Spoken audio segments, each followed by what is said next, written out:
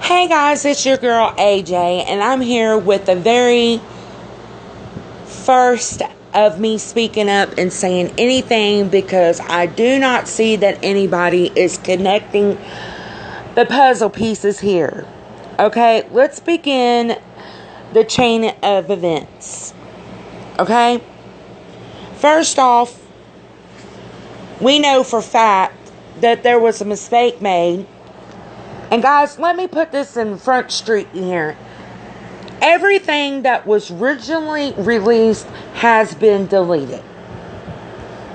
And then it's been replaced with edited crap so that you don't hear the true story. I've been following this case since day one. I've heard and seen all original videos. I was an eyewitness to every one of these live videos being took down and then replaced by edited shit. But let me get back to this. Let me see and let me get to this. Okay, this is timestamp number 1. Kimberly Jones is a girl that's in one of was on the first days of Kenneka's case story when everybody started discussing it. I don't know if she's the actual person that made this statement or she found this statement on the website. So this is what she found or she said. The party was not a birthday party. The party was for the death of Kenneka, and everybody at that party was in on it. The room was booked 2 days in advance. Now, I want you to hear me say when I say, and I'm going to empathize. Okay, yeah, I can't speak. I'm going to put an emphasis on the 2 days, okay? And guys, don't tear me apart by how I speak, okay? I have a disorder, so please. But anyways, 2 days in advance, they could pretty much do a drill as to how they were going to get away with it. They practiced before they got Kenneka there. I'm going to back this girl's up with this receipt. This is the official police report released to the press because it says press release, and if you don't believe that this is an accurate document, you can Photoshop this and email the Rosemont Public Safety Department police, fake ass police, because they're just safety officers. They're not even real police. But anyway, okay, remember guys, that girl said that the room was booked 2 days in advance. Okay, here we go. At the end here, I circled, it says, through our investigation, we have evidence that indicate that the hotel room at Company during this party was checked in on September the 7th. So, this girl stated this weeks, and I'm talking about weeks, if not a month, before this actually came out.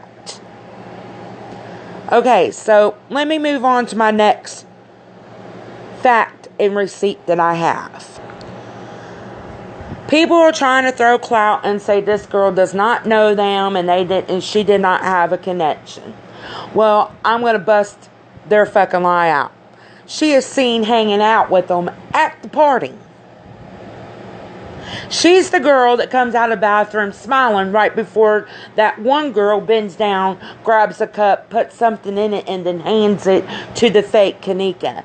And I'm going to say fake Kenneka, and I'm going to explain that here in a minute. But she's the one that got the first room so that they can come and scope out. And she did it with a fraudulent credit card. Okay. So people are saying, well, you know, if it was stolen, okay, so let me explain something. When the police report came out and said that it was a fraudulent credit card, at the time that this was used, the person's information and credit card that she was using probably didn't even know that the information had been stolen.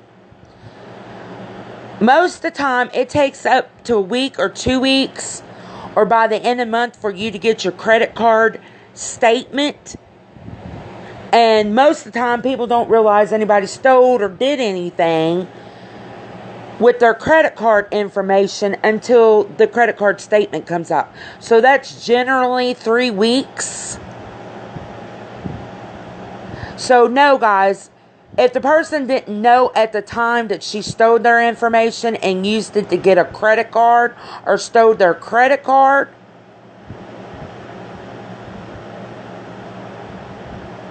then it could have took some time for them to realize, okay? And 2, y'all's questioning this too. I've had this done to me, okay? I went to a store. I handed my credit card over to a guy at a gas station. It was a foreigner, and I'm not saying anything bad. I'm not trying to be prejudiced here, so you guys got to understand what I'm trying to say here. It wasn't like a corporation like Shell, Marathon, Exxon, Texaco here in Texas. It wasn't a, or Valero. It wasn't a known gas station or corporation. It was a mom and pop gas station, is what I'm trying to say. I handed this guy my credit card to pay for some gas. And he kept me distracted by saying, "Oh, would you like to have cigarettes? I smoke. Do you need a pack of cigarettes?" Because this guy knew me. I was in there often. "Or would you like to buy this candy? It's on sale." Well, that's their tactic. They take your card, they swipe it, and then they have this other little data pack thing, and they can swipe your card into that machine, and then take a card with their name on it, with nothing on it, and swipe after they swipe your card, and all your credit card information is transferred to that card with their name on it. It is possible, look it up. But this is getting too long, so I'm trying to tell you, there is a possibility that they stayed in this motel for at least 4 days before anybody knew that the car was stolen. So this is her checking in with that guy. That guy still has not been identified because for whatever reason his face is totally blurred out in the camera footage and so on and so forth. So don't know who the guy is, but the whole purpose of them getting this motel room on the 7th was because she's friends with Monifa. She's acquaintances with Irene. She definitely knows and hangs out with all the boys that are suspect to me in this situation that was at the party. Now, the next part of this footage is going to be confusing, and try to stick with me because I'm trying to put my thoughts together with you as I do this, because I'm doing it all on my phone. Okay? Remember in the beginning of this video, I said I was there from day one when all this shit, the real footage, the real live video of Irene's party, when it happened on Facebook, the real time, the real video, and the real video that was pre-recorded and then played live on Facebook when it first happened. Okay. The minute they put it up, it was deleted. And then it resurfaced again, edited. And here's my proof on that, guys. Okay, in this scene of the second live video of that guy that was using his phone and so on, you see his face in the beginning of the video. Okay. Right there where Monifa is standing in the back and y'all think this is Kenneka, that right there is the true Kenneka. That is really her. That's that one girl. There's the girl that stole the credit card. She's sitting right there next to Monifa, and she does know these people. Okay. Look in the far back behind Monifa. This is room number 2. You see that there is a wall, there's no curtain, and a mirror, and a lamp. Okay? As the video plays on, this is where it becomes edited. This is an edited part of the video. This is happening in a different room. Okay? Because you see them picking up somebody and carry them out. This is the original footage. The footage that it is out there now, that part ain't in it.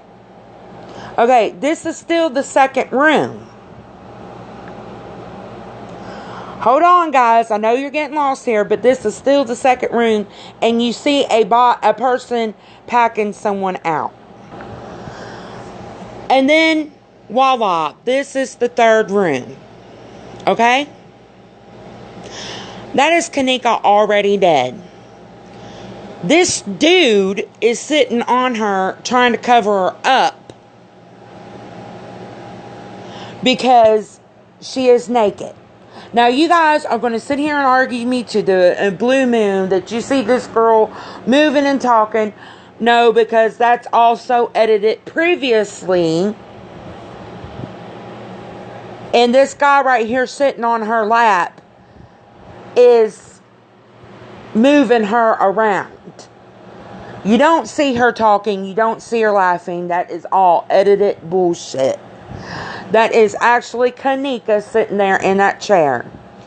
And if you look at her arm, this is after he put her hand up over her face to keep down from identifying that that's Kenneka, because the person who filmed this was trying to get the truth out.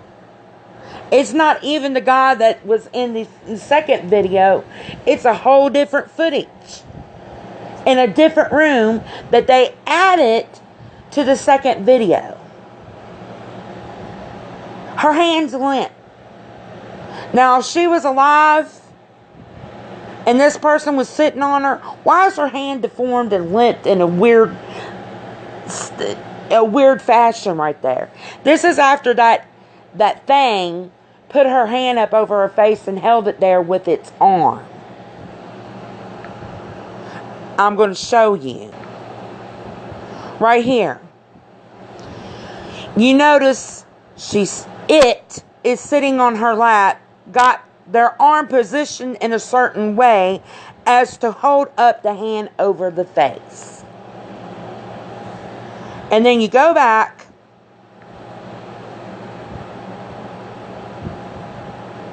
and you look at this picture. The arm has fallen. Why? Because she's distracted on the security guard in the mirror that came through the door, which is a totally different room. Why is it different? Because this area, if it was the same room, would be right there behind Monifa's head. And it's not. So there is my receipts that the second video was edited and 2 parts was put in as one.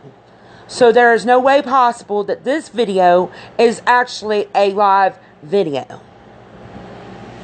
Now back to what I was saying. This is Kenneka, guys, and unfortunately, okay, if she's not dead, then she's pretty much incapacitated right there. Why is this this monster sitting on her? And guys, I want you to understand, I'm not being disrespectful to any transgender, gay, non-sexual, asexual, top, bottom, however you identify yourself. I'm being disrespectful to because it's a monster. Why are they sitting on Kenneka? Because Kenneka's naked. This is actually the room that the live video of Irene was filmed in. They had done raped her. This is when the security guard went up to the room because they got a complaint of someone saying, help, they need help, and screaming. She's sitting on Kenneka. I'm going to say she's already dead there because I'm a hospice nurse. I work with dead bodies every day. I work with the dying. I see the process of death every day, and my judgment is she's already dead there. She's naked. She's sitting on Kenneka to hide her while the security guard comes in, and Irene told him, oh man, it was a song. I'm sorry, dude. I'll keep it down. That is the room that Irene first filmed her video in. So I did my little research further, and I found this picture because I was not able to get a clear picture, and they blew it up. And if you look at it, it is in fact Kenneka, and she doesn't have any clothes on. Now everybody's going to say, well, who is this transgender it thing monster sitting on Kenneka? This, my friends, is the monster that was sitting on Kenneka's body that I'm going to say was already dead. So I'm going to leave it on there for a minute. You can read it. This is from another post from somebody on another chat line. This monster got what it deserved because it's going to be doing time, because 2 days after she was involved, or it was involved with Kenneka's death, he killed somebody for real and now is facing manslaughter charges. So now I am going to discuss a few things here. We already confirmed that the video is 2 different rooms, 2 different recordings pasted together.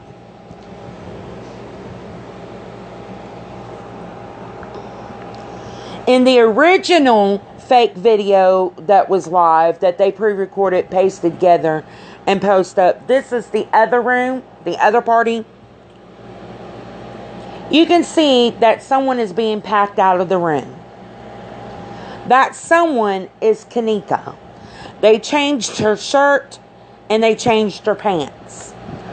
They're packing Kenneka to the other room because this is the part where Irene video comes into play. She's done drugs. She's done incapacitated. So they pack her next door to Irene's first original video. And this is where they proceed to rape her. And I think ultimately they killed her.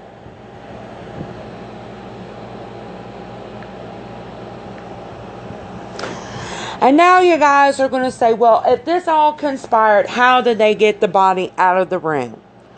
Well, this is how they got the body out of the room.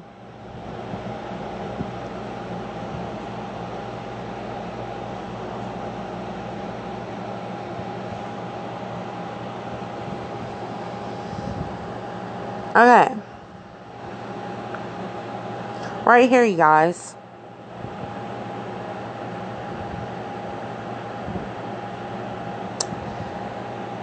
They called up room service. Okay, so this is the cart. And asked them to come in. But you're going to say, well, either the maid was in on it or she didn't know. She didn't know. And this is the reason why. Because they had placed Kenneka's body in a trash bag.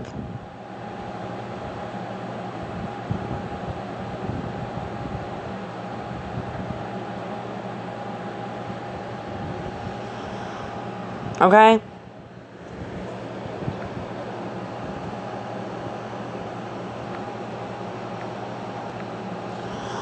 So then you're going to say, well, then how did she end up in the freezer? Well, you know the famous security guard that everybody's got a question about? He was in on it. Which these are different clips, but you didn't see him. This is the lower level kitchen. There's Kenneka in the trash bag. This is the upper level, what leads to the upper level kitchen where Kenneka's body was found in the freezer. Okay? This is the security guy dragging that trash bag. Right there, you guys. Right there. That is the trash bag.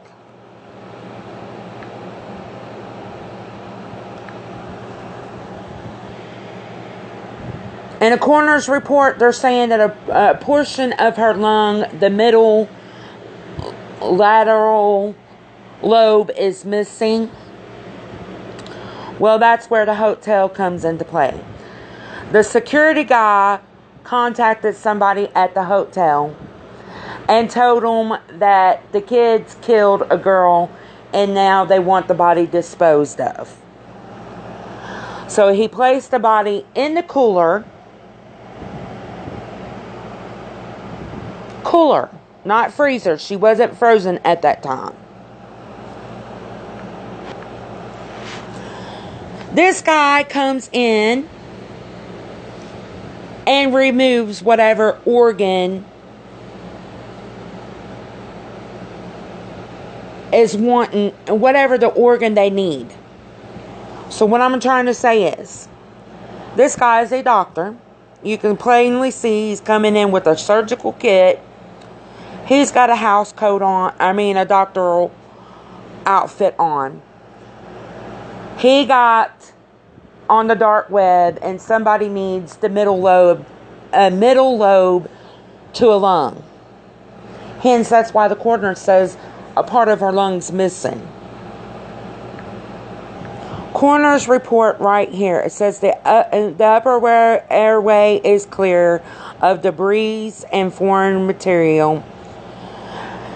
Pink is so on, and about the fourth sentence down in this paragraph, it says right lung is biodate, no middle lobe is present.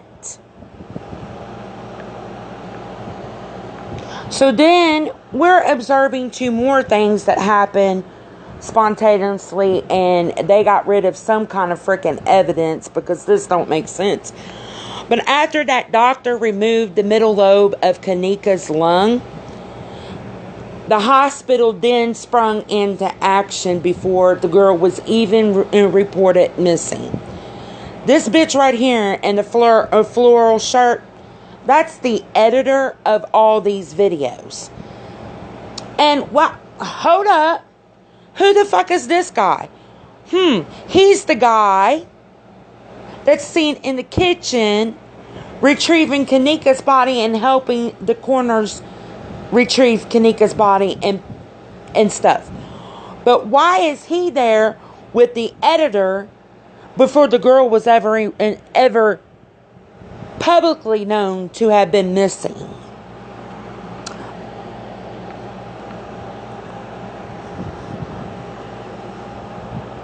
But we go back and look at the video. It seems that Irene and the editor already had some kind of connection. So this is what I freaking found. This is what my mind's eye sees.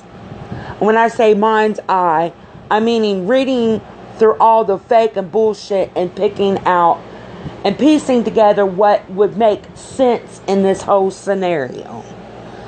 I hope you understand. And I hope I've made this clear to you.